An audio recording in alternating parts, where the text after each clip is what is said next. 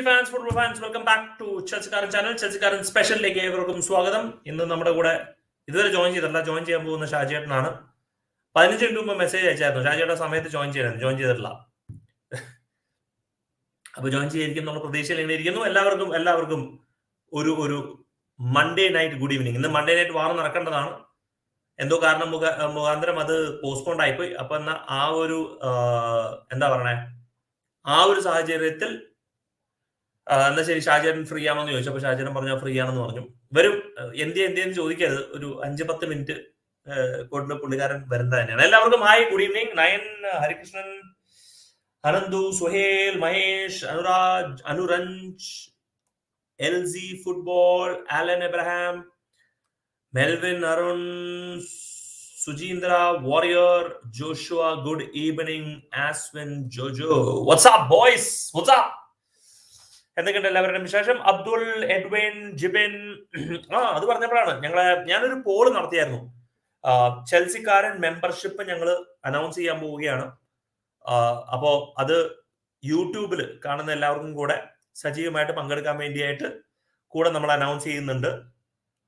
അപ്പോ അതിൽ വോട്ടിട്ട് കഴിഞ്ഞപ്പോഴത്തേക്ക് ഏകദേശം 50% ആൾക്കാർക്ക് താല്പര്യം ഉണ്ടെന്നുള്ളതാണ് ഞങ്ങൾക്ക് മനസ്സിലാക്കാൻ കഴിഞ്ഞത്. വിച്ച് ഇസ്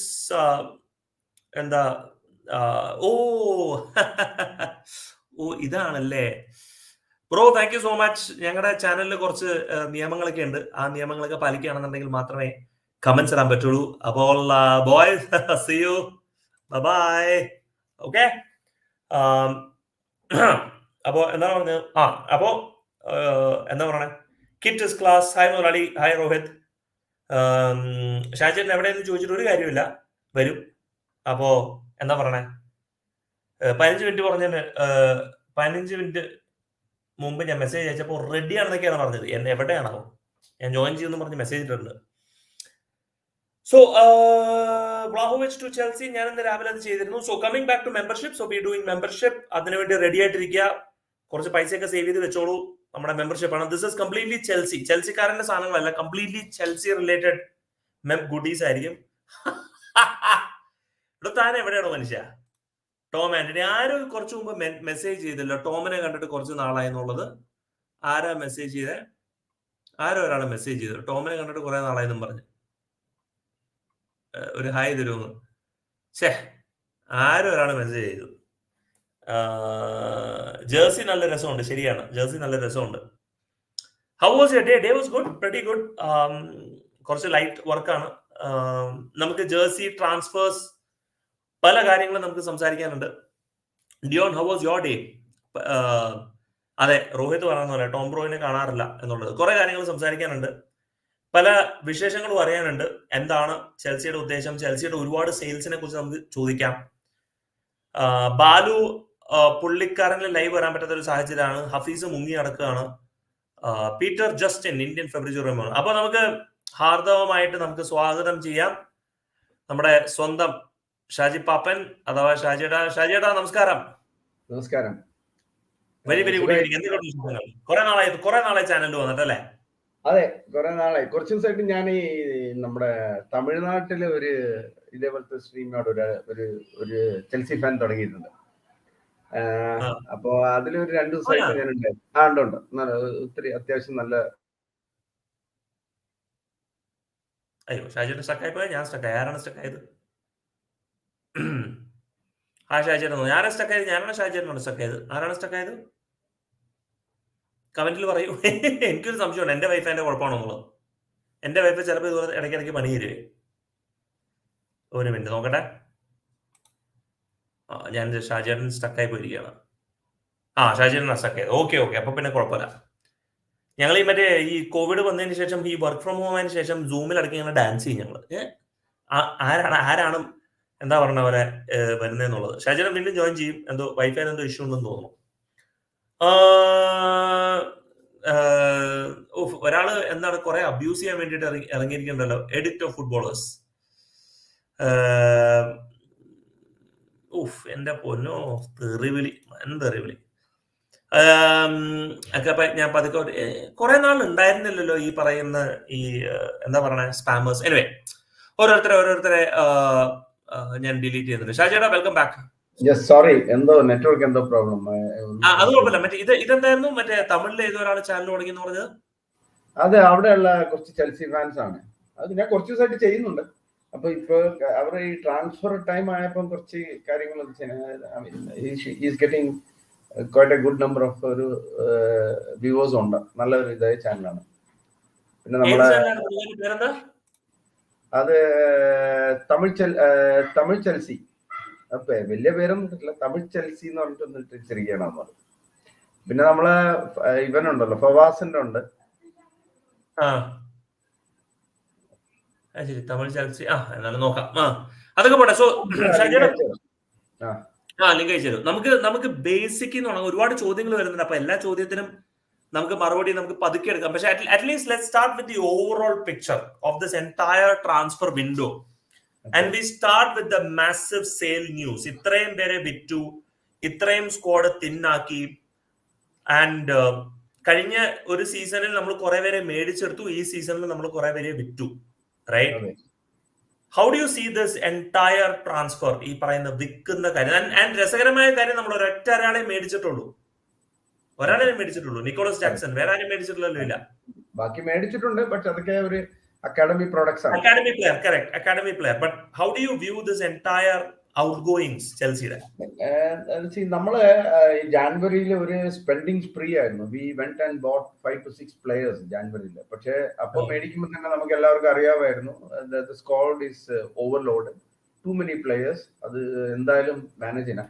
ബട്ട് അവിടെ ഒരു കാര്യം കൂടി നമുക്ക് തെളിഞ്ഞു വന്ന ഒരു കാര്യം എന്ന് പറഞ്ഞാൽ, Graham Potter is not the kind of manager who can manage a big team. Because it was ultimately his decision. It has to be his decision.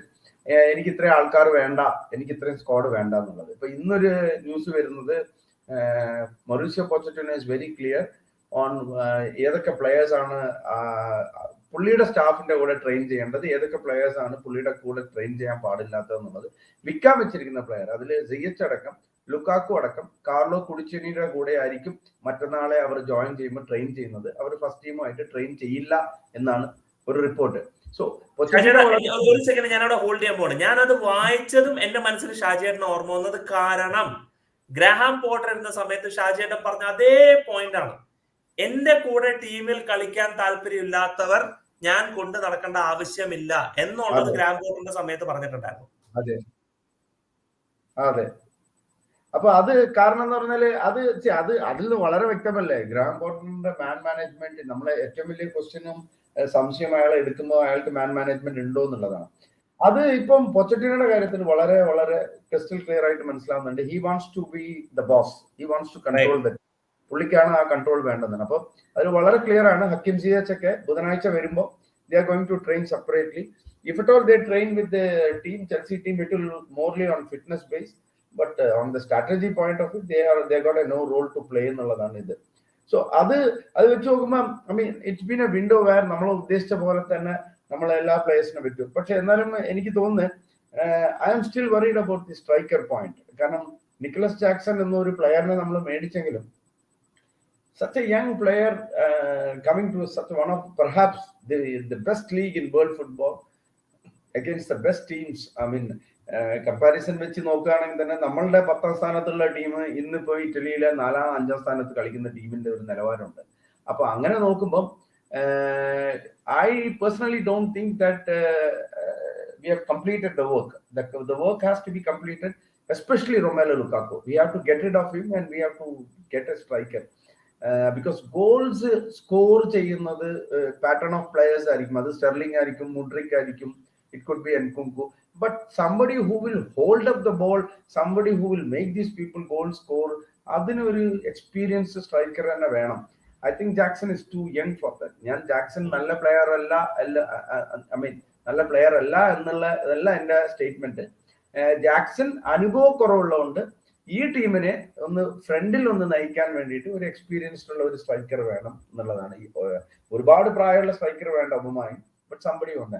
But as far as the selling point is concern, I am happy. I mean I don't think we should be too much worried about it. I think ഇനി ഒരു 4-5 പ്ലെയറും കൂടി പോകും. എന്റെ ഒരു കാഴ്ചപ്പാടിൽ my sources say that Trevor Chalobah is definitely on his way out. Chalobah will go off. They are planning to either sell him or they are going to put him on loan to any of the bigger clubs in the I think Hakim Ziyech, one way or the other, he will leave at some point. Lukaku definitely Inter Milan like it's about the price and അതും കൂടെയാണ് അറിയേണ്ടത്. If Chelsea are going to buy Moise Caicedo and they're going to buy one more young player plus Andre Santos or Caicedo, what will they do with Conor Gallagher? Because there are reports that Gallagher is wanted by West Ham now. Newcastle, I think they are just pulled out of it. There is also a possibility Gallagher could go to what you call it as Borussia Dortmund like a chance on that, because Jude Bellingham our vacancy, I mean not in comparison but in position, I think our vacancy kadappunde. Probably they will see Dortmund is a win-win situation. If Dortmund can sign Gallagher for 35 million and Gallagher performs and tomorrow like Bellingham or Sancho, they can sell again to the England club for 75 million. So it's a big profit game. So other possibility, I think so far happy, but we have 2-3 signings to go off. Right. That is very important. Signings like varam, but maybe before that, what has you been impressed by Pochettino so far? I mean, one of the most Chelsea fans ഇപ്പോഴും ചോദ്യത്തോടെ ഇരിക്കുന്നതാണ്, is he the right choice? But interview wise, what has he impressed you? The most impressive thing is his decision making. He is very clear in his thoughts. അയാളുടെ ചിന്തകളിൽ അയാൾ വളരെ വളരെ വ്യക്തമാണ്. കാരണം ഈ ചെൽസി ഫാൻസ് തന്നെ നമ്മുടെ ഇപ്പം ശ്രീകാന്തിനെ അറിയാം, നമ്മളുള്ള ഓൾ അബൌട്ട് ചെൽസിയിൽ എപ്പോഴും നമ്മളെ 2-3 ചെൽസി ഫാൻസുമായിട്ടൊക്കെ എപ്പോഴും തർക്കം വരുന്നത് പ്രോജക്ട് ലോങ് ടേം ആണ്. പുള്ളി ആ ചോദ്യത്തിന് ഒറ്റ ഉത്തരം കൊടുത്തത്, there is no project in Chelsea. When you come here, you come here to win. You come here to win. This is not an academy where you try to build. അതൊന്നും നമുക്ക് പറ്റിയതല്ല എന്നുള്ളത് മനസ്സിലാക്കി തന്നെയാണ് പുള്ളി ജോലിയിൽ വന്നിരിക്കുന്നത്. അതിന്റെ ഡിസിഷൻ മേക്കിംഗ് വളരെ വളരെ ഇമ്പോർട്ടന്റ് ആണ്. So I am very impressed by his decision making. His decision to sell these players is very impressive. Especially Mendyയെ replace ചെയ്തിട്ട് കെപ്പയെ നിലനിർത്തിയത്, it's an impressive decision ആണ്. കാരണം But how do you rate Kepa? I mean, he's a good goalkeeper. He's not a world-class goalkeeper. A decent goalkeeper. But that decision is very good. കാരണം എന്തുകൊണ്ടാന്ന് പറഞ്ഞാല് വേറെ ഏതെങ്കിലും ഒരു manager ആണെങ്കിൽ എനിക്ക് തോന്നുന്നു he would have waited and watched both of them and then made a decision. ഇത് പുള്ളി വരുന്നതിന് മുമ്പ് തന്നെ പുള്ളി ബോർഡിനോട് പറഞ്ഞ് I only want Kepa, I don't want Mendy. That's a brilliant decision ആണ്. Because he is very clear in his thought process. അതുകൊണ്ട് എനിക്ക് തോന്നുന്നു, I mean, as far as Pochettino is concerned, his decision making is brilliant. Something that Graham Potter did not have. Right. So decision making is a key thing. Plus, there is no long-term project in Chelsea. You are coming in for immediate win എന്നുള്ളത് വളരെ വ്യക്തമാണ്. We will stick to transfer. I think probably the most controversial transfer നമ്മളത് സംസാരിക്കാനായിട്ട് ഇട ഉണ്ടായിട്ടില്ല. പക്ഷെ സ്വാഭാവികമായിട്ട് നമ്മൾ ഗ്രൂപ്പിൽ ഒരു കാര്യങ്ങൾ സംസാരിച്ചത് is the Mason Mount transfer saga. താങ്കളുടെ ഒപ്പീനിയൻ, ഷാജേന്റെ ഒപ്പീനിയൻ എന്താണ്? മോസ്റ്റ് കോൺട്രവേഴ്സ്യൽ ട്രാൻസ്ഫർ എന്നാണോ ഉദ്ദേശിക്കുന്നത്? Controversial transfers most, I mean ചെൽസിയുടെ one of the most controversial transfers, weird transfer, അങ്ങനെ എന്തെങ്കിലും നമുക്ക് വേണമെങ്കിൽ വിശേഷിപ്പിക്കാം. Doesn't make sense. ഒരുപാട് റിപ്പോർട്ട്സ് പല സോഴ്സിൽ നിന്ന് പറഞ്ഞു. But how do you view that transfer overall? Is it good for Chelsea? I mean, Chelsea going for Victor Osimhen is a stupid transfer rumor ആണ്. It's just a rumor. അത് നമ്മൾ ഈ കാറ്റടിക്കുമ്പോൾ കുറെ പേര് അല്ല ആ തരത്തിൽ തന്നെ ഞാനൊരു ജസ്റ്റ് ഒരു കമ്പാരിസൺ വരികയാണ്. അതുപോലെ തന്നെ ഈ ഇറ്റ്സ് എ വെരി കോൺട്രവേഴ്ഷ്യൽ ആയിട്ടുള്ള ഇത് തന്നെയാണ് ഈ Mason Mount. Because Mason Mount എന്ന ഒരു player people should look at to ആസ്പെക്റ്റിൽ കാണണം. ഒന്ന്, ഒരു പ്രൊഫഷണൽ ഫുട്ബോളർ ആണ്. അയാൾ ചെൽസി അക്കാഡമിയിൽ നിന്ന് ഗ്രാജുവേറ്റ് ആയതുകൊണ്ട് ചെൽസി തന്നെ അയാളുടെ ആയുസ് മുഴുവൻ കളിക്കണം എന്നില്ല. In that aspect we respect. But Chelsea fans ആയിട്ട് നമ്മൾ മനസ്സിലാക്കേണ്ട ഒരു കാര്യം, he doesn't want to play for us. So why are we begging lot of ഇപ്പോഴും ഞാൻ സോഷ്യൽ മീഡിയ എടുത്തു നോക്കുമ്പോൾ majority of the Chelsea fans are disappointed that he left. So what if he left? He left because of his own interest.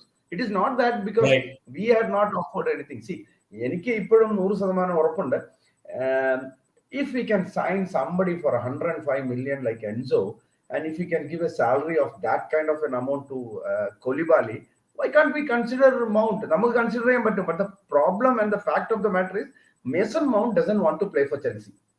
ഇത് നമ്മൾ accept ചെയ്യണം. And ഇത് fans accept ചെയ്യാതെ ഇപ്പോഴും ഒരു എന്താ പറയുക ഹൈ ഡിബേറ്റ് അല്ല, ഒരു ആർഗ്യുമെന്റ് തന്നെ നടക്കുന്നുണ്ട്. Mount has to be has to be a Chelsea thing എന്നുള്ളത്. പിന്നെ ഇപ്പൊ ഒരുപാട് നെഗറ്റീവ് ട്രോള് പോകുന്നത്. It is a controversial decision, but I think it has got something to do with him personally. Let us forget about him. He is not going to be part of us. പിന്നെ വേറൊരു കാര്യം ശ്രീകാന്ത്, എനിക്ക് മനസ്സിലായത് Mount is not the kind of player we wanted. See, ഇപ്പൊ പൊച്ചറ്റിനോയുടെ game style എടുത്ത് നോക്കിക്കഴിഞ്ഞാല് you actually look at 4-2-3-1 അല്ലെ 4-3-3. Very rarely he plays 3-5-2 formation. ഈ ഫോർമേഷനില് there is a lot of high press. But ആ ഹൈ പ്രസിന്റെ കൂടെ ശ്രദ്ധിക്കേണ്ട ഒരു കാര്യം, you see the midfielders and defenders running into spaces. They cover the spaces. They occupy the space and then release the ball. Mason Mount doesn't occupy space. He doesn't get into space. He's not a Frank Lampard who will come into free spaces. See, നമ്മൾ എപ്പോഴും പഴയ കളികൾ കാണുമ്പോൾ നമുക്ക് അറിയാൻ പറ്റും, Lampard, when the ball is coming from the left to the right, you expect Lampard to come into some space and right. He will score. But Mount is not that kind. അപ്പൊ അങ്ങനെ നോക്കുമ്പോൾ in a way it's എന്താ പറയുക, നമുക്കൊരു നല്ലത് തന്നെയാണ് അവൻ പോയത്. കാരണം he's not the kind of player that is suited for us. Yes, അവന്റെ pressing world class ആണ്, but then I mean, it's Pochettino is going to make others also press. I think Sterling is going to press a lot more. He's not going to sit back. He's not going to do on that. He will make people work on a different level. അപ്പോൾ അതിന് ഓരോ കോച്ചസിനും ഓരോ ആസ്പെക്റ്റീവ് ആയിട്ടുള്ള training ഉണ്ടാവും. I think it's good he went. Controversial, yes, because he let down Chelsea. But I mean, I am looking at him as a professional footballer. He doesn't want to play for us. If he doesn't want to play for us, it's time to say get out. Absolutely. ഒരു balanced squad ഇപ്പൊ build ചെയ്യുന്നുണ്ടോ? Because the only thing that is missing is Caicedo. I don't think it's a balanced squad. I will tell you the reason for that. I don't think it's a balanced squad. കാരണം എന്താണെന്ന് ഞാൻ പറയാൻ കാരണം എന്ന് പറഞ്ഞാല് the kind of football we are going to play is completely different to last season. എനിക്ക് worrying point എന്ന് പറയുന്നത് ഫ്രണ്ട് അറ്റാക്കിംഗ് പോയിന്റിലും ഡിഫൻസിലുമാണ്. മിഡ്ഫീൽഡിൽ I am 100% sure once Caicedo comes, and I am pretty sure either Santos or Quesada is going to stay. One of them will loan, one of them will stay, and Chelsea will also buy one. That could be Cherki or somebody else. So mid, I think it will be more qualified to be a top 6. Or top 6 in the aspect of my worry is on the defensive point of it. I'm still not convinced on Cucurella. I'm really not convinced. Wesley Fofana is an injury-prone player. That's where I have a problem with Levy Colwill coming into it. Colwill is not tested at a top club. It's different playing for Brighton and it's different playing for Chelsea. So my only hope is that Thiago Silva stays fit and plays at least half a match in the Premier League now. Defensively, I'm not because Reece James is an injury-prone player. Again, you've got Chilwell, who is an injury-prone. So we are carrying too many injury-prone. So there is a risk factor out end up. Front endil, I would like to see more attacking thrust. Adinoru quality striker വേണം. It's been 3 seasons, 3 വർഷമായി ഒരു quality consistent striker. സത്യത്തിൽ പറയുകയാണെങ്കിൽ Diogo കസ്റ്റ പോയതിനു ശേഷം ഒരു qualify ചെയ്യുന്ന ഒരു സ്ട്രൈക്കർ ഇല്ല. Unless you have a proper number 9 in the striking point, you cannot expect players like Sterling, Mudryk, and Nkunku, all these people to score goals, because somebody should take care of the center back. So ഒരു centre forward ഇല്ലെങ്കിൽ എടുക്കുക. ഇപ്പൊ കായ് ഹവേർട്സിനെ കളി എടുത്തു നോക്കിക്കഴിഞ്ഞാൽ he doesn't control the center backs. അയാളുടെ control അല്ല സെന്റർ, ആക്ച്വലി അത് റിവേഴ്സ് ആയിട്ടാണ് വരുന്നത്. ബട്ട് ഡ്രോഗ്ബ കളിക്കുകയാണെങ്കിൽ Drogba is in complete control of the centre backs. അതുകൊണ്ടാണ് മറ്റ് പ്ലേയേഴ്സിന് ഡെക്കോ ആയാലും ജോ കോൾ ആയാലും ലാംപാർഡ് ആയാലും അവർക്കൊക്കെ ഗോൾ അടിക്കാൻ പറ്റുന്നത്. I think front and defensive point, I am a bit worried on that. I won't say it's a settled score. If we don't get a striker, a qualified striker, somebody who has got European experience, then the goals will be a tough scenario. It will be tough because let's not forget that we are going to put a lot of pressure on Nkunku. I don't think we should do that. On the first season, again, it will become a mess. So we need a striker, a proper striker, because Jackson for me, he looks physical, but the problem is he's not able to, communicate that point in terms of transition. അത് ബോക്സിന്റെ അകത്ത് നല്ല player ആണ്, outside the box I found him to be little bit suspect ആയിട്ടാണ് എനിക്ക് തോന്നിയത്. So probably but കുറച്ച് നാളൊന്ന് എന്താ പറയുക ഡെവലപ്പ് ചെയ്തെടുത്തിട്ട് പറ്റിയൊരു പ്ലെയർ അല്ലേ Jackson, or even അമാൻഡോ ബ്രോയ? I mean, they need time. I mean, if you look at the career of Jackson as well as Armando Broja, they are young and they take time to develop. നമുക്ക് എന്താന്ന് പറഞ്ഞാല് right from the first match which we play against Liverpool, our season will tick on. See, you need definitely more than 60 points to qualify into the top 6. That's very evident. So അങ്ങനെ നോക്കുമ്പോൾ you need an experienced striker there. അവിടെ ഒരു qualified ആയിട്ടുള്ള ഒരു striker വേണം. അതില്ലാതെ ഇതാണ് Jackson. It will take time. Jackson is coming into a new league, new style of football. It's completely different. The kind of football he plays in Spain is not the same here. Absolutely. അത് വരുന്ന എല്ലാ number 9s വന്നിട്ടാണല്ലോ പഠിക്കുന്നത്. നമ്മൾ കുറെ കണ്ടിട്ടുണ്ടല്ലോ ആ ഒരു കാര്യത്തിൽ. Let's speak about the friend Nkunku, Mudryk, Sterling. What is the formation and how do you think it's a 4-2-3-1, 4-3-3? I think it will be a 4-2-3-1. It will be a 4-2-3-1 because when you play 4-2-3-1, you actually the striker takes control about the 18-yard box. That's the normally way Pochettino കളിക്കുന്നത്. 18-yard box നെ ഒന്ന് control ചെയ്യും. Then you will find these attacking players in the front three. That could be Sterling, Nkunku, and Mudryk. That's what I feel it should be the right lineup to be. These three will try to press on the flanks. They will try to press as much as possible, including their opponent in the pivot. So that would be the forward line. But if as I said, a proper striker in front il varuvaanengil nadakum. 4-2-3-1 is the tailor-made formation for Pochettino. It's a very successful formation. If you look at world football, in almost 8 patterns of formations are being played. അതിൽ ഏറ്റവും അധികം കളിക്കപ്പെടുന്ന ഒരു formation 4-2-3-1 3-5-2 ആണ്. 3-5-2 primarily because you get attacking wingers and you get solidity in the mid of the pitch. Adana adinte oru advantage. But 4-2-3-1 is what ideally suited for I think Pochettino. That's what it looks like. So striker ne kurichu parnallo, who do you think would be an ideal striker partner? Vlahovic or Osimhen? Osimhen varilla. See, Victor Osimhen for 150 million is a crazy money. I don't think we should spend that much of money. That money is horrible. That is just horrible money on it. We should not go and spend that much of money on it. Because why I say horrible is we are spending money on a striker who we should think has to compete with Haaland. Did Haaland was paid 150 million? No, he was not paid. He was not paid 150 million. But how many goals he has scored? So what is the point in buying a 150 million? For my logic is you buy a striker for 60 million or 70 million. 60 million, 70 million ഒരു striker മേടിച്ചിട്ട് if he can score at least 40% of the goals that Erling Haaland has scored in the last or is going to score, it's job done. Rest of the goals can be scored by Nkunku, Sterling and Mudryk. മനസ്സിലായോ? So we don't need to spend 150 million. I will spend 150 million, let's assume, if Mbappe is coming. Because Mbappe will compete with Haaland to get 25 plus goals. I don't think anybody who is Victor Osimhen is that sort of a stuff. Victor Osimhen is nowhere near Erling Haaland. If Haaland is not worth 150 million, why do you pay 150 million to Osimhen? So my choice will be either Vlahovic or Kolo Muani. Vlahovic, I have a feeling that Real Madrid will go for a bid in August for Mbappe. If Mbappe is sold to Real Madrid, then PSG will enter into the race for Vlahovic. And they can offer better salary, even though the price tag of 70 to 80 million is easy for everybody. എല്ലാവർക്കും മേടിക്കാൻ പറ്റുന്ന ഒരു player ആണ്. അങ്ങനെയാണെങ്കിൽ കോളോ മുവാനി is a price catch ആണ്. ഈ Ivan ടോണിയുടെ പേര് പലപ്പോഴും ഫാൻസ് എടുത്ത് പറയുന്നുണ്ട്. ഈ ഐവൻ ടോണിയിലുള്ള ഏറ്റവും വലിയ കുഴപ്പം എന്ന് പറഞ്ഞാല് ആറ്റിറ്റ്യൂഡ് ഒരു പ്രോബ്ലം ആണ്. ഹക്കിം സിയച്ചിനെ പോലെ തന്നെ ഒരു player. Let us not forget that Ivan ടോണിനെ ഫുട്ബോൾ അസോസിയേഷൻ സസ്പെൻഡ് ചെയ്തതും പണിഷ് ചെയ്തതും എന്തുകൊണ്ടാണ്? സ്വന്തം ടീമായ ബ്രണ്ട്ഫോർഡ് 13 തവണ ഹോമിൽ കളിച്ച് തോക്കുമെന്ന് വെച്ചതാണ്. What nonsense it is. ഞാൻ കളിക്കുന്ന ടീം എന്റെ ഹോമിൽ തോക്കുമെന്ന് പറഞ്ഞ് ലക്ഷങ്ങളും വെക്കാന്ന് പറയുമ്പോൾ that's A poor attitude.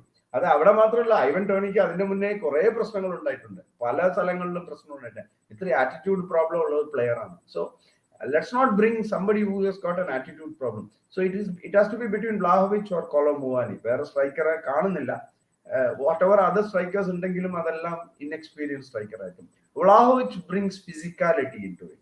Right. He's got a double strength of physicality equal to that of Victor Osimhen. Perhaps better than Osimhen in aerially എന്ന് വേണം പറയാം. Osimhen goal scoring might be slightly better than Vlahovic, but physicality wise Vlahovic will give you a lot of output തരുന്ന ഒരു player ആണ്. Kolo Muani has got pace, acceleration, sudden twist and turn, and what you call it as an low backlift in hitting the shots. That's Muani's strength. So if you ask me, ഈ രണ്ടിൽ ആരെടുക്കുമെന്ന് പറഞ്ഞു കഴിഞ്ഞാൽ I think I will go for Vlahovic. Interesting. So Vlahovic is your probably number one option. Correct. Just out of curiosity, Alvarez's പേര് പറയുന്നത്, just out of curiosity, is he ready to lead a entire team, entire line? He's good, but I have my doubts. I mean, that will be huge money. Julian Alvarez will not be cheap. It will be again. ഇപ്പോൾ ഇവിടെ കുറെ പേര് ഇപ്പൊ നമ്മളെ fans എല്ലാം Harry കെയിന്റെ പേരൊക്കെ പറയുന്നുണ്ട്. Harry Kane Tottenham ഒരു ഇംഗ്ലീഷ് ക്ലബിന് വിൽക്കുമെന്ന് എനിക്ക് തോന്നുന്നില്ല, unless it is astronomical figure. ചിലപ്പോൾ ഒരു 125 മില്യൺ ഒക്കെ കൊടുത്തു കഴിഞ്ഞാൽ ടോട്ടൻഹാം നമുക്ക് വിൽക്കും. That is a crazy money for a 29-year-old 30-year-old. 30 വയസ്സായ പ്ലെയറിനൊന്നും അത്രയും കൊടുക്കൂല. ഇപ്പൊ തന്നെ 80 മില്യൺ കൊടുത്തിട്ട് റിജക്ട് ആയി. I don't know what Bayern will do. Probably I think Bayern will extend it to 90 million. ഒരു 10 മില്യണും കൂടി കൂട്ടുമായിരിക്കും. 90 മില്യൺ ഒക്കെ ചിലപ്പം അവരെ സംബന്ധിച്ചോളം നല്ല ഡീലായിരിക്കും. കാരണം ബയണിൽ എപ്പോഴും നോക്കിക്കഴിഞ്ഞാൽ ഈ മുള്ളർ ആയാലും ശരി, ലെവൻഡോസ്കി ആയാലും, they are A successful career late end of the beginning of 30s അവർ നന്നായിട്ട് കളിച്ചത്. So probably that will be A better deal for them than us. I don't think that will happen. Alvaro, I think it will be costly. It will be definitely on the higher side. Perfect. Awesome. So any other potential? I mean, you said about Caicedo, then Gabriel Vega or Ryan Cherki. Who would be your choice? Gabriel Vega will be my first choice, primarily because Gabriel Vega is almost reminiscent of Cesc Fabregas. He has that ability to. He doesn't have speed. He doesn't have physicality, but he's slightly better than Cesc Fabregas when it comes to physicality and speed. But still, he doesn't have the speed. But his passing and vision to find the player in the narrowest of spaces. You give him a half a meter space, he will find a pass. That's what his strength is. Second thing is, he's not a goal scorer, but his assist numbers are on the higher point. He's not a natural goal scorer, but it is not tested. But he's not a natural goal scorer. 10 goal അടിച്ചിട്ടുണ്ട്, but most of the goals എല്ലാം I mean ഒരു creative മിഡ്ഫീൽഡറിന്റെ അങ്ങനെ നോക്കുകയാണെങ്കിൽ ഇപ്പൊ ചെർക്കി അടിച്ചിട്ടുണ്ട്. But Cherki again is not എന്താ പറയുക natural. What I mean by natural goal scorer എന്ന് പറഞ്ഞു കഴിഞ്ഞാൽ something you score from a 30 yard 25 yard curler, അങ്ങനെയുള്ള goal scorer. Yes, rebounds, tap ins, pushing balls inside, അങ്ങനെയുള്ള ഗോൾ സ്കോറാണ്. So I would rather prefer Gabriel Vega. Cherki for me is slightly what you call it as a off-minded, too much of dribbling ഉള്ളതുപോലെ എനിക്ക് തോന്നിയിട്ടുണ്ട്. He's a brilliant technician, great technical ability, നല്ല ball control ഉണ്ട്, shoe ലേസസിലാണ് ball നിൽക്കുന്നത്, ability to move the ball, low center of gravity, അസാഡിനെ പോലുള്ള player ആണ്. But sometimes is over doing it. നമ്മളെ ജോക്കോളിനൊക്കെ ഓർമ്മ വരും, ചില സമയമൊക്കെ ആവശ്യമില്ലാതെ ഡ്രിബിൾ ചെയ്യുന്നത് പോലെ തോന്നും Cherki. So I think in that point they both are close, but my priority will be Gabriel Vega. But I have a feeling that Gabriel Vega might go to PSG. PSG is looking for him. Makes sense. Got it. Fine. Pretty interesting transfer so far. Quick question: expectations in your season, initial impression? I think this squad is good enough to finish in the 6th. 6ാം സ്ഥാനത്തൊക്കെ എത്താൻ പറ്റുന്ന ഒരു എന്താ പറയുന്ന ഒരു ടീമാണ്. But if you put the right hard work and if you try to concentrate more on being consistent at home, I think we should be able to punch ourselves to the fourth spot. But realistically, top 6 is the target. Realistic top six is the target. Yes. Fair enough. And your top 4 prediction this season? It's tough, but other than the first position, Manchester City, bloody hell. Leo cinemaile Vijay പറയുന്ന പോലെ bloody sweet hell ആണ്. Because this Guardiola is a big headache. Everybody wants him to leave. Wants him to leave the Premier League as early as possible. City are firm favorites. My second favorites will be Arsenal. Third will be Manchester United. Fourth, I'm again banking on what you call it as Newcastle United to surprise. I think Newcastle will finish fourth. United, Liverpool illa. Liverpool, I still think that they have problems in defense. That is not the strongest of defense. They will concede goals. ഈ Gagan press എന്ന് പറഞ്ഞ സാധനത്തില് ഈ വരുന്ന player ഒക്കെ ആ പാറ്റേണിൽ കളിച്ചു വന്നാലേ അത് വിജയിക്കുള്ളൂ, അല്ലെങ്കിൽ അത് എക്സ്പോസ് ആയിപ്പോ. ലിവർപൂളൊക്കെ ടെന്നീസ് സ്കോർ ആയിരിക്കും. ലിവർപൂൾ ഫാൻസിനെ ക്രിട്ടിസൈസ് ചെയ്യുന്നതല്ലത്, but against Liverpool you can score goals. I think this Liverpool team ഇപ്പോൾ ഉള്ളത്, അവർ ജയിച്ചാലും ചിലപ്പോൾ അവർ 3 അടിച്ചാൽ നമുക്ക് 2 അടിക്കാൻ പറ്റും, ചിലപ്പോൾ അവർ 3 അടിച്ചാൽ നമുക്ക് 4 അടിക്കാൻ പറ്റും. But if you look at city and Manchester United with Mason Mount and Arsenal with Kai Havertz and Declan Rice, I think Arsenal obviously has to be the number 2 spot. But let's see. City is looking completely different. And once Josco Guardiola one comes, which is about to happen anytime, probably 2 ആഴ്ചയ്ക്കുള്ളിൽ Guardiola വരും. Guardiola കൂടി വന്നു കഴിഞ്ഞാൽ പിന്നെ പറയണ്ട. Who knows? Josco Guardiola might even play as a creative midfielder. പെപ്പിന്റെ കാര്യത്തിലൊന്നും പറയാൻ പറ്റില്ല. Pep അവനെ മേടിച്ചിട്ട് ചിലപ്പോൾ ക്രിയേറ്റീവ് മിഡ്ഫീൽഡ് ആക്കും. ഇതൊരു നല്ലൊരു ചോദ്യമാണ്. കൈസഡോ അല്ലെങ്കിൽ ആര്? മഹേഷ്, പക്ഷെ Caicedo is going to come. കൈസഡോയുടെ പ്രോബ്ലം ഈസ്, നമ്മളെ ട്രാൻസ്ഫർ വിൻഡോനെ അസസ് ചെയ്യുമ്പോൾ നമ്മൾ 2 കാര്യം നോക്കണം. നമ്മൾ നോക്കുന്ന പ്ലെയറിന് കൗണ്ടർ പോയിന്റ് ആയിട്ട് ഏതെങ്കിലും ടീംസ് നോക്കുന്നുണ്ടോ എന്ന് നോക്കണം. ഫസ്റ്റ് ആൻഡ് ഫോർമോസ്റ്റ് അത് എക്സ്റ്റേണലി നോക്കണം, ഇന്റേണലി നോക്കണം. Moise Caicedo externally outside England there is no buyer. Illa, zero buyer on. Nobody from Spain, nobody from Italy, nobody from Germany wants to buy Caicedo, because most of the teams are pattern ulla players available on, readily available on. So if you look at internally, United does not want him. United wanted somebody to support Casemiro. അത് ഇത്രയും ദിവസം ചെയ്തുകൊണ്ടിരുന്നത് നമ്മുടെ Bruno Fernandes ആയിരുന്നു. ആ support ഒന്ന് കൂട്ടാനായിട്ട് press ചെയ്ത് കുറച്ച് ഡിഫൻസീവ് എയ്ഡ് കൊടുക്കാൻ വേണ്ടിയിട്ടാണ് മൗണ്ടിനെ എടുത്തിരിക്കുന്നത്. So that job is over. Arsenal, if you look at it, Declan Rice വന്ന്, there is absolutely no way they will go for Caicedo. It's closed. ഈ 2 team closer. Manchester City, you know that they are not going to go for somebody in that money. They wanted somebody as a backup. അതിനാണ് അവർ കൊവാസിച്ചിനെ എടുത്തത്. Last comes Liverpool or Newcastle United. I can't see any of these teams going for this player. So Caicedoയുടെ കാര്യത്തിൽ നമ്മൾ tension അടിക്കേണ്ട ആവശ്യമില്ല. It's about the installments. How many installments? See, probably ഇപ്പോൾ 3 installments ആണ് നിൽക്കുന്നത്. With I think ഒരു 40% payment or a 30% payment up front and the balance 70% in 3 installment deal through ആവണം. Report പറയുന്നത് Chelsea are willing to pay only 20% up front and balance 80% in 3 installments ആണ്. അപ്പോൾ എനിക്ക് തോന്നുന്നു that's not a problem. It's not the money problem. It's about the installment. I think this deal will go through if it is 30 or 35% upfront. 35 രൂപ ആദ്യം കൊടുത്തിട്ട് ബാക്കി 65 രൂപ 3 instalment ആയിട്ട് കൊടുക്കുകയാണെങ്കിൽ ആ ഡീൽ ത്രൂ ആവും. So we shouldn't be worried about Caicedo. Interesting.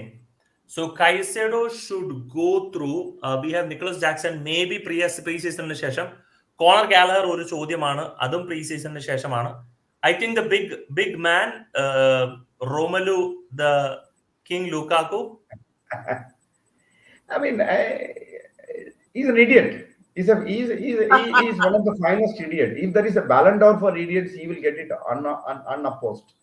Right. Anonymous site Ballon d'Or for idiots avane kittathullu. കാരണം see, if the player is not interested in coming to England, why the hell he took a decision to come to England? He cannot see. നമ്മളെ 50% ടൂക്കലിനെ blame ചെയ്യാം, ബോർഡിനെ blame ചെയ്യാം, മറീനെ blame ചെയ്യാം. നമുക്ക് പറയാം ഇവരൊക്കെ force ചെയ്തിട്ടാണ് അവനെ കൊണ്ടുവന്നത്. But you as a player can decide. Bosman റൂളിൽ വളരെ ക്ലിയർ ആയിട്ട് പറയുന്നുണ്ട്, if you don't want to go to a particular club, you don't want to go, that's it. അവിടെ വേറെ ഡീലില്ല അവിടെ. What sort of an idiot is he is coming here and has gone back. And ശരിക്കും അവന്റെ career നോക്കിയേ, ഇവിടെ വന്നതിന് ശേഷം അവൻ വലിയ സക്സസ്ഫുൾ ആയിട്ടില്ല. അവന്റെ മുന്നേയുള്ള സക്സസ്ഫുൾ നമ്മൾ അവനെ മേടിച്ചത്. സോ അതൊരു ഡിസ്ട്രപ്ഷൻ ആണ്. Is an idiot. എന്നെ സംബന്ധിച്ചോളം ബുധനാഴ്ച വരുമ്പം അവനൊക്കെ എന്ന് പറഞ്ഞാല് ജെർസി പോലും കൊടുക്കരുത്, ട്രാക്കിന്റെ കിറ്റ് പോലും അവന് കൊടുക്കരുത്. അവനൊക്കെ ശരിക്കും എന്ന് പറഞ്ഞാല് ഈ കാർലോ കുടിച്ചിനിയുടെ കൂടെ ട്രെയിൻ ചെയ്യിപ്പിക്കുന്നത് തന്നെ അന്യായമാണ്. അവനൊക്കെ under-18 ഡെവലപ്മെന്റ് സ്ക്വാഡ് 2 under-18 എന്ന് പറയുന്നത് അതിന്റെ കൂടെ ട്രെയിൻ ചെയ്യിപ്പിക്കണം. എന്നിട്ട് അവനോട് പറയണം, the more you stay here, the more you will train with the 18. So you go and pick up your phone and talk to Inter Milan and ask them to give 35-40 million and get out of this place. It's a disgrace, an absolute disgrace ആണ്. എന്റെ ഓർമ്മയിൽ ചെൽസിക്ക് ഇത്രയും ദുരന്തമായ ഒരു academy product ഇല്ല. അതായത് അക്കാഡമിയിൽ ഇവന്റെ photo തൂക്കിയിടണം. പലരും പറയുന്നുണ്ട് ഇവന്റെ ഫോട്ടോ ഇവന്റെ ജേഴ്സിയൊക്കെ മാറ്റണമെന്ന്. ഞാൻ എതിരാ. ശ്രീകാന്ത് ഞാൻ പറയുന്നത് ഇവന്റെ ഫോട്ടോ തൂക്കിയിടണം അക്കാഡമിയിൽ. എന്നിട്ട് അക്കാഡമിയിൽ രജിസ്റ്റർ ചെയ്യാൻ വരുന്ന പ്ലേയേഴ്സിനോട് പറഞ്ഞ് എന്ത് വേണ്ടെങ്കിലും ആക്കിക്കോ, ഇവനെ പോലെ ആവരുത്. ആ ഫോട്ടോ കാണിച്ചു കൊടുക്കണം. അല്ല, നമ്മൾ അതും ഒരു മാതൃകയാണല്ലോ. അപ്പൊ നമ്മൾ ഒരു അക്കാഡമിയിലേക്ക് ഒരു ഒപ്പിടാൻ വരുന്ന അച്ഛനമ്മമാരും കുട്ടികളോട് നമ്മൾ പറയണം, മക്കളെ ഈ അക്കാഡമിയിൽ നിങ്ങൾ സ്റ്റാർ പ്ലെയർ ആയിക്കോ, ചെൽസിക്ക് വേണ്ടി കളിച്ചോ, അല്ലെങ്കിൽ ലോണിൽ പോയിക്കോ, പുറത്തു പോയിക്കോ, പക്ഷെ എന്തായാലും ഇവനെ പോലെ ആകരുത്. എന്നിട്ട് ആ ഫോട്ടോ കാണിച്ചു കൊടുക്കണം. അത് അവനെ തൂക്കിയിടണം. ഇതിലും വലിയൊരു ഇൻസൾട്ട് അവന് കൊടുക്കാനില്ല. ഞാൻ ഡോട്ട് ബോളിയാണ്, ഞാനത് ചെയ്യും. വേറെ ഒന്ന് രണ്ട് പോയിന്റുകൾ നമുക്ക് സംസാരിക്കാനുണ്ട്. Any possibility wildly that Tchouameni നമ്മൾ ബിഡ് ചെയ്യും പോകും എന്നുള്ളൊരു I have a doubt on that. കാരണം എന്ന് പറഞ്ഞാല് ആ പ്ലെയറിനെ നമ്മൾ എടുക്കുമ്പോൾ നമ്മൾ ആദ്യം മനസ്സിലാക്കേണ്ട ഒരു തിങ് എന്ന് പറഞ്ഞാല്, if Real is having a problem in finding the money for Mbappe, they have to sell, correct? പക്ഷെങ്കിൽ if they are doing it, they have to sell Tchouaméni at a cut price. They cannot sell at a high price. എന്താ അറിയോ? അതിനുള്ള reason ഞാൻ പറഞ്ഞുതരാം. The boy will automatically demand first team football because he came there with an option to become a superstar. So you cannot hold on to the player. And let's not focus. Transfer window രണ്ട് categorization ഉണ്ട്. July is a transfer window which goes at a very steady speed. August is a transfer window where the player will control it. Normally trend അങ്ങനെയാണ്. The August transfer window, the player will start putting pressure. നമുക്ക് കഴിഞ്ഞ സീസണിൽ ഒരു അനുഭവം ഉണ്ട്, നമ്മൾ നോക്കിയാൽ അറിയാം. റിച്ചാർലിസൺ is a pressure ആണ്. It was a pressure. And the same with Rafinha was a pressure. Because once it gets into the August, because the season is going to start, all these players will start putting pressure. I have my doubts whether it is Tchouaméni. If we get Caicedo, I think that should be sealed. Right. Big rumor, I think ഞാൻ already സംസാരിച്ചു കഴിഞ്ഞു, but still Paulo Dybala, I mean priority അല്ല for sure. Paulo Dybala, I mean, see, 12 million, 14 million, whatever is the amount is very cheap. അതല്ല പ്രശ്നം, injury ആണ് ഒരു പ്രശ്നം. World class player unfortunately നമ്മൾ ഇന്ത്യയിൽ സുനിൽ ഛത്രി ഇന്ത്യയിൽ ജനിക്കാതെ വേറെ എവിടെയെങ്കിലും ജനിച്ചിട്ടുണ്ടെങ്കിൽ ഇന്ന് എത്ര വലിയ പ്ലെയർ ആയെന്ന് പറയുന്ന പോലെ തന്നെയാണ് പൗളോ ഡിബാല അർജന്റീനയ്ക്ക് കളിക്കുമ്പോഴും. മെസ്സി ഇല്ലെങ്കിൽ ഡെബാല ഇന്ന് അവിടെ സൂപ്പർ സ്റ്റാർ ആണ്. അൺഫോർച്ചുനേറ്റ്ലി മെസ്സി കളിക്കുന്ന പൊസിഷനിൽ തന്നെ ഡിബാല കളിക്കുന്നതുകൊണ്ടാണ് അർജന്റീനയിൽ പലപ്പോഴും ഇയാൾക്ക് ചാൻസ് കിട്ടാത്തത്. എവറി സീസൺ ലാസ്റ്റ് എനിക്ക് തോന്നുന്നു എന്റെ കണക്കൂട്ടിൽ ശരിയാണ്, ലാസ്റ്റ് 8 സീസണിൽ 2 സീസൺ ഒഴികെയാക്കി എല്ലാ സീസണിലും 10 ഗോളും 10 അസിസ്റ്റും ഉണ്ട്. അതിലപ്പുറം ഒരു ക്രിയേറ്റീവ് മിഡ്ഫീൽഡർക്ക് ഒന്നും തെളിയിക്കാനില്ല. അത്രയും കൺസിസ്റ്റന്റ് ആയിട്ടുള്ള ഒരു പ്ലെയർ ആണ്. ബട്ട് ഇഞ്ചുറി ആസ്പെക്ടിൽ ഒരു വലിയൊരു ചോദ്യമുണ്ട്. If we are getting it, we have time till 31st of July. We should go and get it. But അയാളെ യൂസ് ചെയ്യാൻ അറിയണം. എനിക്ക് മൊറീനിയോയിൽ ഏറ്റവും ഇഷ്ടപ്പെട്ട ഒരു കാര്യം എന്ന് പറഞ്ഞാൽ Mourinho used him in the right manner. അതിൻ്റെതായ മാനർ യൂസ് ചെയ്തു. കുറെ കളികളെല്ലാം കളിപ്പിക്കില്ല. ചില കളികളിൽ 60 മിനിറ്റ് ആകുമ്പോൾ എടുത്താലും ചില കളിയിൽ സെക്കൻഡ് ഹാഫിലും 50ാമത്തെ മിനിറ്റിലേക്ക് കൊണ്ടുവരുള്ളൂ. അങ്ങനെയുള്ള ഒരു സാക്രിഫൈസ് ചെയ്യാനുള്ള ഒരു ആസ്പെക്ട് പൊച്ചിറ്റിന് പറ്റുമോ എന്നുള്ളതാണ് എൻ്റെ ഒരു ചോദ്യം. കാരണം നമ്മളൊരു ക്രിയേറ്റീവ് മിഡ്ഫീൽഡർ എടുക്കുകയാണെങ്കിൽ അവൻ ഒരു ഇൻഫ്ലുവൻഷ്യൽ പ്ലെയർ ആയിരിക്കണം. Dybala world class, but injury will be a suspect. But chances undo, while even the wildest possibility. It all depends upon the what you call it as Caicedo deal. If Caicedo deal happens very quickly, then they will go. Because ipo ee Chelsea the board and oru pattern endanu parnal one player at a time aanu. One player at a time. They are not going for too many players. They wanted to focus on Caicedo. They will finish Caicedo, then the target is automatically simultaneously avada povunathu Romelu Lukaku on. Once Lukaku is over, probably they will think about these two things nanu enakku thonunnu. Right, fair enough. Dybala is way better than Neymar. Dybala and Neymar വലിയ വ്യത്യാസമുണ്ട്. നെയ്മറിന്റെ ഏറ്റവും വലിയ speciality എന്ന് പറഞ്ഞാൽ worlds finest ഡ്രിബ്ലർ ആണ്. Worlds finest ഡ്രിബ്ലർ. നെയ്മറിനെ പോലെ dribble ചെയ്യാൻ ആർക്കും പറ്റില്ല എന്നാണ് എന്റെ ഒരു അഭിപ്രായം. അത്രയും ക്വാളിറ്റി ഉണ്ട്. ഒരുപാട് ഡ്രിബിൾ ചെയ്യുന്ന പ്ലേയേഴ്സ് ഉണ്ട്. കൺസിസ്റ്റന്റ് ഡ്രിബിളിംഗില് അതും left right both side. I mean, ചില പ്ലേയേഴ്സ് ലെഫ്റ്റിൽ മാത്രമേ പ്രോപ്പർ ഡ്രിബിൾ ഉണ്ടാവും, ചില പ്ലേയേഴ്സ് റൈറ്റ് ആണ്. Neymar is so good on that. Comparison ഇല്ല, both are good players, but Neymar has different qualities. Okay, what is your expectation of Mudryk? Rishan ചോദിക്കുന്ന ഒരു ചോദ്യം. Rishan, he has to improve. It's a make or break season ആണ്. സത്യം പറഞ്ഞാലേ നമ്മള് വെള്ളപ്പൊക്കം വന്ന ഒരു സ്ഥലത്ത് വെള്ളത്തിൽ ചാടണോ അല്ലെങ്കിൽ ഞാൻ നീന്തി കരയിലെത്താൻ നോക്കണോ എന്നുള്ള അവസ്ഥയാണ് മുഡ്രിക്കിന്റെ അവസ്ഥ. മുഡ്രിക്കിന് ഇതൊരു വളരെ നിർണായകമായ സീസണാണ്. അല്ലെങ്കിൽ നമ്മള് കായ ഹാവർട്സിനെ പോലെ തന്നെ കട്ട് പ്രൈസിൽ അടുത്ത സീസണിൽ കൊടുക്കേണ്ടി വരും. കാരണം എന്താ പറഞ്ഞാല് മുഡ്രിക്ക് ഉക്രൈനിൽ കളിക്കുമ്പോൾ കാണിക്കുന്ന ആ ഒരു മാനസിക അവസ്ഥ, മെന്റൽ ടഫ്നെസ് ചെൽസിയിൽ കാണുന്നില്ല. അയാളുടെ കഴിവിലോ അയാളുടെ എനർജിയിലോ അല്ലെങ്കിൽ അയാളുടെ ഒരു ഫുട്ബോൾ ബ്രില്യൻസിലോ ആർക്കും ഒരു സംശയമില്ല. സംശയമുള്ളത് മാനസിക അവസ്ഥ.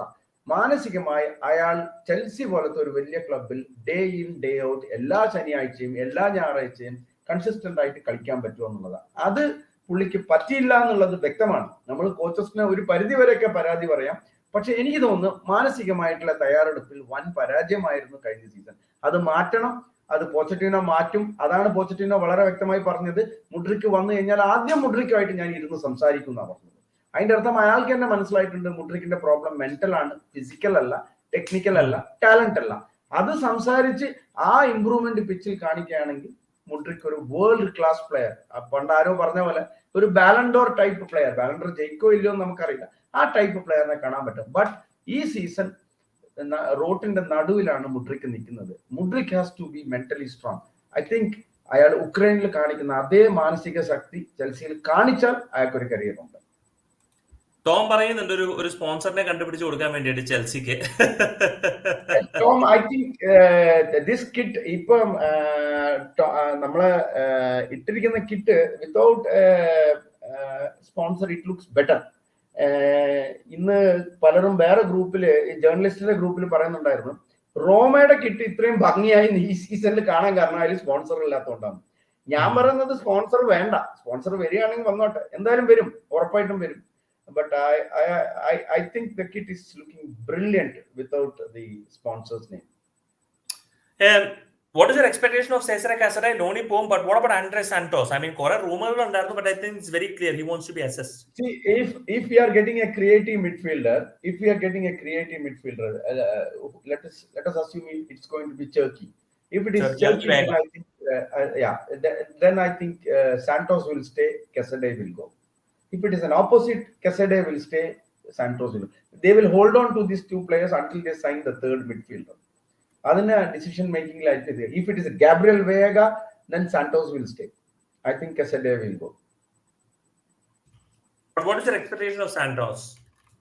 Brilliant, outstanding footballer, great maturity. ഇപ്പൊ മുഡ്രിക്കിന്റെ കാര്യം പറഞ്ഞല്ലോ, അതിന്റെ ഓപ്പോസിറ്റ് ആണ് ഫിസിക്കലി ഈ പുള്ളി. ഇത് കാരണം ഞാൻ അയാളുടെ 2 കളി അയാളുടെ ഈ പറയുന്ന സൗത്ത് അമേരിക്കൻ ലീഗിൽ കളിക്കുന്ന കണ്ടിട്ടുണ്ട്.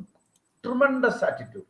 ദ പ്ലേയേഴ്സ് എന്താ പറയുന്നത്, ആ പ്ലെയറിന് ആ ഒരു ഫീൽഡില് ആ സ്പെക്ടേറ്റേഴ്സിന്റെ ആ വൊസിഫറസ് ആയിട്ടുള്ള വോയിസിന്റെ നടുക്ക് അവന്റെ ആ ഒരു ഗട്ട്സ് ഉണ്ടല്ലോ, അതൊരു ഭയങ്കര ഗട്ട്സാ. There are pressure situations many times ആ 2 കളിയിൽ ഞാൻ കണ്ടതിൽ. And he has held on to that brilliantly. Attitude wise brilliant, talent wise brilliant, energy ഒരു എഞ്ചിനാണ്.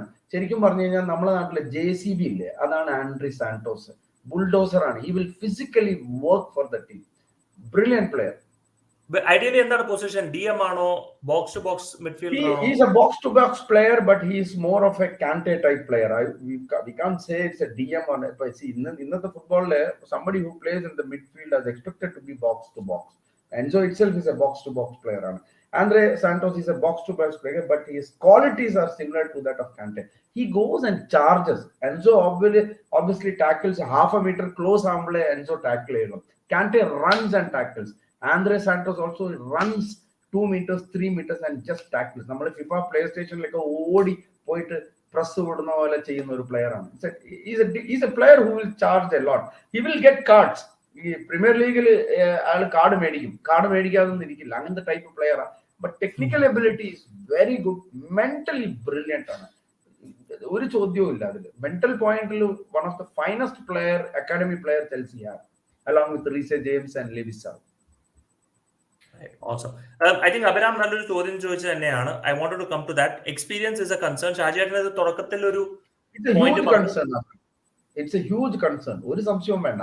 അതുകൊണ്ടാണ് പലരും ഇവിടെ എന്താ പറയുന്നത്, കോലോ മോഹനയുടെ പേര് പറയുമ്പോൾ ഞാൻ ദൂസൻ വ്ലാഹോവിച്ചിന്റെ പേര് വന്നത്. Vlahovic is an experience striker. See, people are underestimating him to a large extent. കാരണം എന്താന്ന് പറഞ്ഞാല് അയാള് പ്രൊഡീജിയസ് ആയിട്ട് ഗോൾ സ്കോർ ചെയ്യുന്നില്ല എന്നല്ല, but he still scores 10+ goals. See, show me one striker who has scored 10+ goals for Chelsea after Diego Costa. Nobody has done that. And we are talking about Vlahovic, who is in his young age, prime age il nikkunna striker. I think his experience will be very important because he plays in a big team. Juventus is not a small team, it's a big team. അപ്പൊ അതുകൊണ്ടാണ് ഞാൻ നേരത്തെ പറഞ്ഞത് കോലോ മോഹനിനെക്കാളും I would rather prefer him on that because we have got only Silva. To some extent, Reece James is an experienced player. Kepa, for heaven's sake, ദയവ് ചെയ്ത് captain സാംബാൻഡ് കൊടുക്കരുത്. അത് കൊടുത്തു കഴിഞ്ഞാൽ കെപ്പ തന്നെ അത് ഊരി വീട്ടിൽ വെച്ചിട്ട് മറന്നിട്ട് വരും. അതുകൊണ്ട് കൊടുക്കരുത്. കെപ്പയ്ക്കൊന്ന് ആ പൊട്ടത്തരൊക്കെ ഈ പറഞ്ഞ ലാംബാർഡിനെ പോലത്തെ ആൾക്കാരെ ചെയ്യണം. ക്യാപ്റ്റൻ സാംബാൻഡ്, തിയാഗോ സിൽവ, അല്ലെങ്കിൽ ഈ പറയുന്ന റീസെ ജെയിംസ്, അല്ലെങ്കിൽ എൻസോ ഫെർണാണ്ടസ്. ക്യാരക്ടർ വെച്ച് നോക്കുകയാണെങ്കിൽ, ആറ്റിറ്റ്യൂഡ് വെച്ച് നോക്കുകയാണെങ്കിൽ, ഫൈറ്റിംഗ് മെന്റാലിറ്റി ഉള്ള ഈ മൂന്ന് പേരെ ആ ഒരു ഇതിൽ കാണുള്ളൂ. അതിൽ എൻജോ എക്സ്പീരിയൻസ് അല്ല, but I have a feeling one day or the other he will also wear the captain's armband. Awesome, great. സാന്റോസിന്റെ വർക്ക് പെർമിറ്റ് ഇല്ല. Octavius, there is no work permit issues related to that. ഇല്ല, സാന്റോസിന് work permit ഉണ്ട്. It is already been obtained. He has got the UK visa. അല്ല, പുള്ളിക്കാരൻ അവിടെ കളിക്കുന്നുണ്ടല്ലോ, training വീഡിയോസിലൊക്കെ വരുന്നുണ്ടല്ലോ, കളിക്കുന്നു. വർക്ക് പെർമിറ്റ് ഇഷ്യൂ എല്ലാം സോൾവ് ആയി. That is confirmed. Anything else, Shajee, നമ്മൾ ഇനി കവർ ചെയ്യാത്ത ഇന്നത്തെ ടോപ്പിക്കിൽ? I think, fans in do you think that gives Chelsea an identity crisis?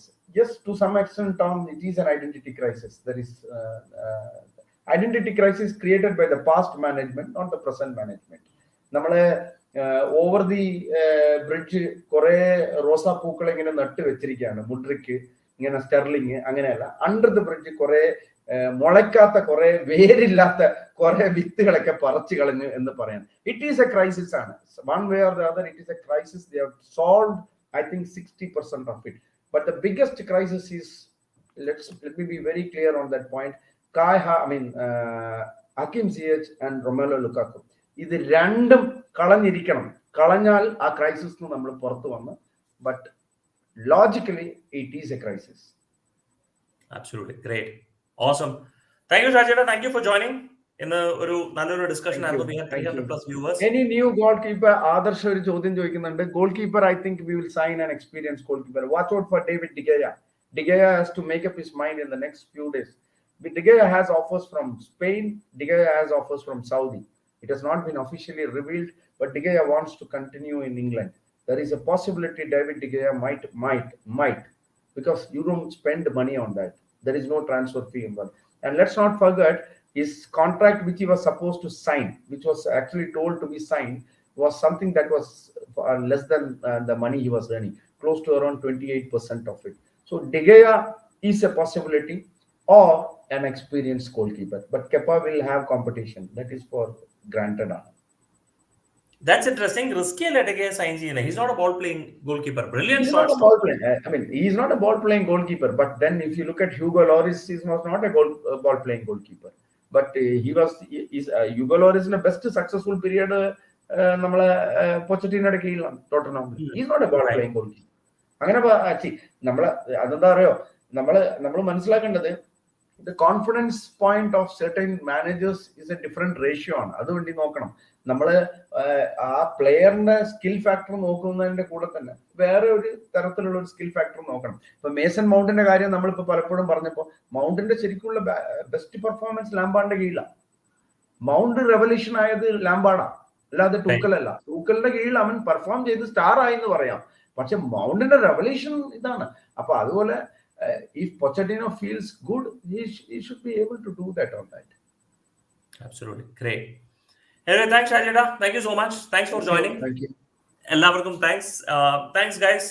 എല്ലാവരും ജോയിൻ ചെയ്തത് വളരെ വളരെ നന്ദി. ഇന്നൊരു വാർ നടക്കുന്ന സ്ഥലത്താണ് നമ്മൾ ചെൽസിക്കാരൻ സ്പെഷ്യൽ ചെയ്ത്. Thank you so much everybody. Take care. Thanks ഷാജേട്ടാ. ബൈ.